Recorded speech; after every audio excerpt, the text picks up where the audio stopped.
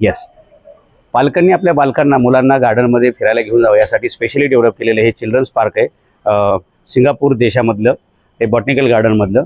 आणि मुलांना लहानपणापासून निसर्गाची आवड निर्माण झाली पाहिजे ह्याच्यासाठी हे गार्डन आहे. आणि गेली 10 वर्षे युनेस्कोच्या वर्ल्ड हेरिटेजमध्ये.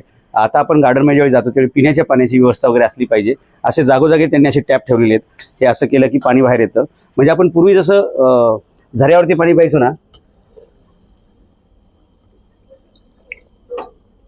तशा प्रकारचं शुद्ध पाणी या ठिकाणी प्यायला ठेवलं. आणि हे निसर्गाचं पाणी ठेवलं बरं का. आपल्याकडे जसं केमिकलयुक्त असतं तसं वगैरे नाही.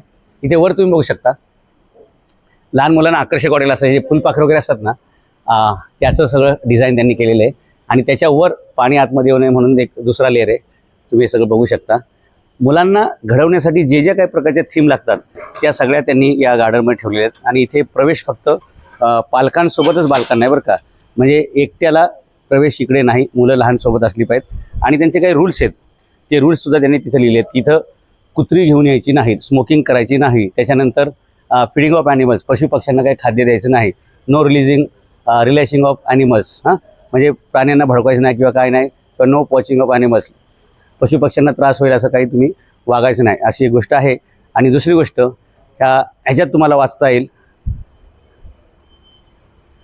Jacob Ballas children garden terms and condition for admission, एवढ्या सगळ्या अटी आहेत. मुलं 14 वर्षाखाली असली पाहिजेत. किती वाजता उघडतं काय आहे सगळं त्यांनी दिलेलं आहे.